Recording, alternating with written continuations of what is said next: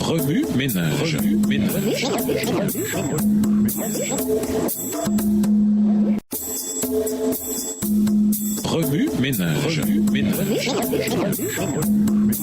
Bienvenue dans votre émission. Remue ménage. Nous voilà à la leçon de jeudi, s'impliquer, l'amour divin. Après l'effusion du Saint-Esprit, lorsque les disciples allèrent proclamer un sauveur ressuscité, leur unique désir fut le salut des âmes. Ils se réjouirent dans la douceur de la communion des saints. Ils étaient tendres, prévenants, désintéressés et prêts à se sacrifier pour la vérité. Dans les liens qu'ils entretenaient au quotidien les uns avec les autres, ils révélèrent l'amour que le Christ leur avait enjoint. Par des paroles et des actes désintéressés, ils s'efforcèrent de le faire naître en d'autres cœurs. Les croyants devaient toujours pratiquer cet amour et aller de l'avant en obéissant de plein gré à ce commandement nouveau. Ils furent si étroitement liés au Christ qu'ils auraient été en mesure de répondre à toutes ses exigences. Leur vie devait magnifier la puissance d'un sauveur qui pouvait les justifier par sa justice. Mais progressivement, un changement graduel se produisit. Les croyants commencèrent à regarder aux défauts de leur prochain. Dans leur zèle à condamner autrui, ils ne voyaient pas leurs propres erreurs. Ils perdirent l'amour fraternel que le Christ leur avait recommandé et plus triste encore, ils étaient inconscients de leur égarement. Ils ne se rendaient pas compte que le bonheur et la joie disparaissaient de leur vie et qu'en bannissant ainsi de leur cœur l'amour de Dieu, ils allaient bientôt errer dans les ténèbres. L'amour divin adresse à nos cœurs ses plus touchants appels quand il nous invite à manifester la tendre compassion que le Christ lui-même a manifestée. Seul celui qui fait preuve d'un amour désintéressé pour son frère possède le véritable amour pour Dieu. Le véritable chrétien ne permettra pas que l'âme en péril et en danger s'aventure, négligée et sans être averti. Il ne s'éloignera pas de celui qui est dans l'erreur, le laissant sombrer toujours plus dans le malheur et le découragement ou tomber sur le champ de bataille de Satan. L'apôtre écrivit « N'aimons pas en parole et avec la langue, mais en action et avec vérité. La perfection du caractère est atteinte quand l'impulsion d'aider et de bénir jaillit constamment de l'intérieur. C'est l'influence de cet amour entourant l'âme du croyant qui fait de lui une odeur de vie qui donne la vie. 1 Jean 3, le verset 18, 2 Corinthiens 2, le verset 16, et qui permet à Dieu de bénir son travail. L'amour suprême pour Dieu et l'amour désintéressé les uns pour les autres constituent le meilleur don que notre Père Céleste peut accorder. Cet amour n'est pas une impulsion, mais un principe divin, une force permanente. Le cœur qui n'est pas consacré ne peut ni le générer, ni le produire. Il ne se trouve que dans le cœur où Jésus règne. Nous l'aimons parce qu'il nous a aimés le premier. 1 Jean 4, verset 19. Dans le cœur renouvelé par la grâce divine, l'amour est le principe directeur des actions. Il modifie le caractère, gouverne les impulsions, contrôle les passions et ennoblit les affections entretenues dans l'âme. Cet amour adoucit la vie et répand une influence qui purifie. Extrait du livre Conquérant Pacifique, chapitre 54, les pages 410, 412 et 413. Livre écrit par Ellen G. White. Remue ménage. Suite à l'étude d'Hébreux 13, versets 1 à 8, en quoi ce chapitre s'applique-t-il dans votre vie? À quelle personne spécifique devez-vous manifester cet amour divin? Révisez le verset à mémoriser. En quoi s'applique-t-il à votre vie cette semaine? Au revoir. Et à demain si Dieu veut.